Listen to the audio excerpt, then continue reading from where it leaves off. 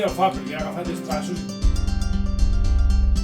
Vaig començar amb el bestiar, una mica sempre ho havia vist a casa dels meus tiets, sempre van tindre bestiar, han tingut tota la vida vaca bruna, primer per llet, després per carn, han tingut ovelles, van tindre alguna cabra, i sempre m'havia agradat ajudar-los amb el tema dels animals. Una cosa que des de petit quasi que la tenia clara, que volia ser pagès, i això també em va portar una mica a casa, una mica de controvèrsia. Al principi, quan vaig tindre les primeres cabres, no tot era bonic. Vull dir, el meu pare em va deixar molt clar que si volia tindre animals els havia de cuidar jo, que no em pensava que tindria animals, me n'aniria de festa i els animals els hauria de cuidar ell.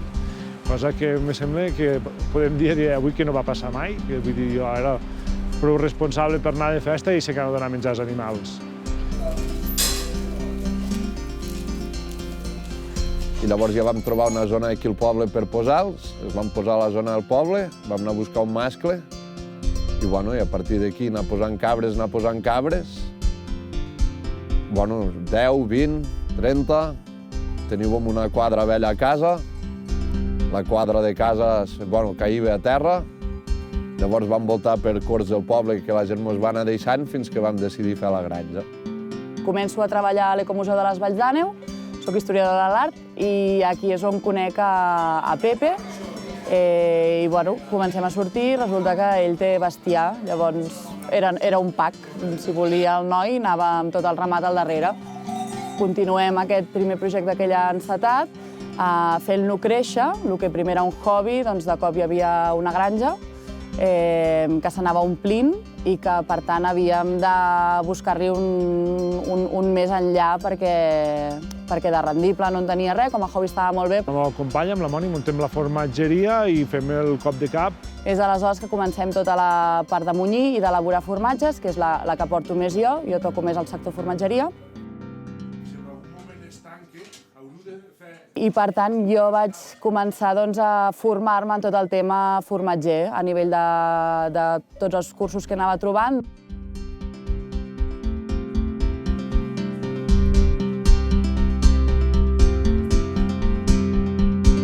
Estava entre cabres i electricitat i tot m'ocupava molt temps, molta feina, quasi 15 i 16 hores al dia, molts dies. I arriba un moment que dius, t'has de dedicar al que realment t'agrada, d'això n'hem de fer un projecte de veritat i em vaig apuntar a l'Escola de Pastors per això. El cas de Joan de Metó, que és el germà de Pepe, és un cas poc habitual. Normalment els nostres alumnes venen d'àrea metropolitana de Barcelona, d'ambients rurals, però no amb família pagesa, i Joan és d'aquí al Pallars. A més, ells a casa ja tenen una explotació amb cabra pirenaica i ell decideix que es vol apuntar a l'escola.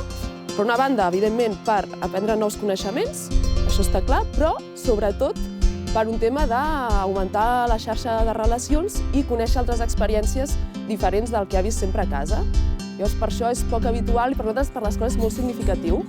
Obrir noves experiències, per obrir molt la ment, per veure moltes coses, moltes maneres de treballar, conèixer molta gent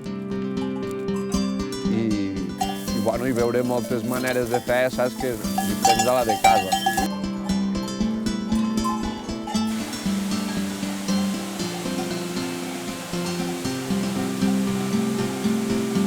A l'estiu pugem amb terrenys comunals, estem a la zona del Parc Nacional i allí ells passen tot l'estiu allà, ells estan en semillibertat, diguéssim, nosaltres tenim el ramat controlat amb un geolocalitzador, podem saber cada moment on és.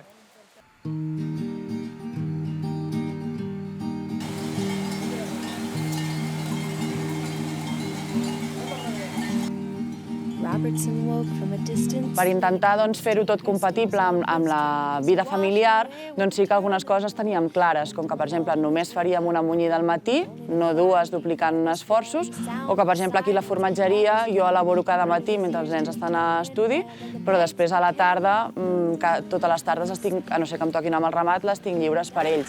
O sabem que a l'hivern no tenim disponibilitat a cap de setmana, però a l'estiu, que tenim el ramat a muntanya, en podem d'alguna manera compensar. Després, el fet de poder anar tenint pastors i pastores en pràctiques a l'escola de pastors també et treu molta càrrega de sobre, sobretot quan ja comences a delegar responsabilitats, i són petites coses que ens ajuden a fer més fàcil la vida. Jo soc pagès 100% vocacional. Jo ho tenia clar, quan anava a pàrvuls, em tenia 4 i 5 anys i em preguntaven què volia ser, era pagès. Dic, després, mira, la vida m'anava portant per aquí, per allà, i he acabat aquí. Però realment el meu és vocacional, vull dir, la feina amb els animals m'encanta.